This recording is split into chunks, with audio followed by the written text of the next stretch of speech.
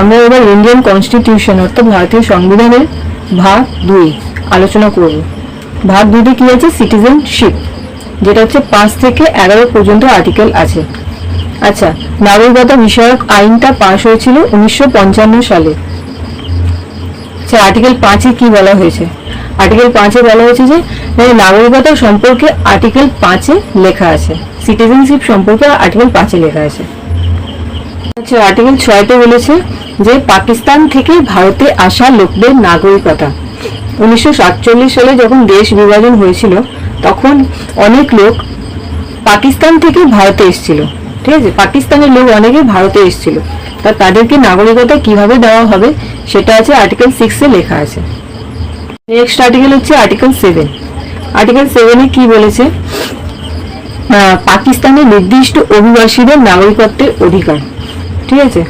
আচ্ছা, আর্টিকেল 7 বলছে যে ভারত থেকে যারা পাকিস্তানে গিয়েছিল, ঠিক আছে, ভারত থেকে যারা পাকিস্তানে গিয়েছিল তাদেরকে কিভাবে নাগরিকতা দেবে সেটা হচ্ছে আর্টিকেল 7 লেখা আছে। আচ্ছা, আর্টিকেল 8 বলছে যে ভারতের বাইরে বসবাসকারী ভারতীয় বংশোদ্ভূত কিছু ব্যক্তির নাগরিকত্বের অধিকার। এখানে বলতে চাইছে যে ভারতের বাইরে যারা থাকছে তারা ভারতের নাগরিক হবে যদি তাদের মাতা পিতা ভারতীয় হয়, ঠিক আছে? এটা আর্টিকেল 8 বলা হয়েছে। তাদেরকে কিভাবে নাগরিকতা দেওয়া হবে সেটা আর্টিকেল 8 লেখা আছে। নেক্সট আর্টিকেল আমরা বলবো আর্টিকেল 9। আর্টিকেল 9 বলেছে বিদেশি নাগরিকতা নিলে ভারতীয় নাগরিকতা সমাপ্ত। অর্থাৎ বলতে চাইছে এখানে ভারতের নাগরিক যদি বিদেশে গিয়ে বিদেশের নাগরিকতা নিয়ে নেয় তাহলে তাদের ভারতীয় নাগরিকতা শেষ হয়ে যাবে। এটা হচ্ছে আর্টিকেল 9 বলা হয়েছে। আচ্ছা, এবার নেক্সট আর্টিকেল হচ্ছে আর্টিকেল 10। আর্টিকেল 10 কি বলেছে? কোনো অনুচিত কার্য করলে নাগরিকতা থাকবে না। অর্থাৎ যেরকম এখানে এক্সাম্পল বলতে পারি আমরা, যেরকম ইন্ডিয়া আর চায়নার যুদ্ধ চলছে, তখন কেউ যদি চায়নার ফেভার নেয়, চায়নার ফেভারে থাকে, তাহলে কিন্তু তাদের নাগরিকতা শেষ হয়ে যেতে পারে।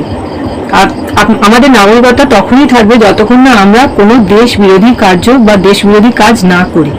এটা আর্টিকেল 10 বলা হয়েছে। আচ্ছা, আর্টিকেল 11 নেক্সট আর্টিকেল 11 বলা হয়েছে যে নাগরিকতা বিষয়ক আইন তৈরি করতে একমাত্র সংসদকেই অধিকার দেওয়া হয়েছে। সংসদের হোম মিনিস্ট্রিকে এই অধিকারটা দেওয়া হয়েছে। এটা আর্টিকেল 11 বলা হয়েছে। তাহলে আমাদের আজকে ইন্ডিয়ান কনস্টিটিউশনের ভাগ 2 অর্থাৎ সিটিজেনশিপ, যেটা 5 থেকে 11 আমরা কমপ্লিট করলাম। এবার আমরা নেক্সট ভাগ 3 আমরা আলোচনা করব।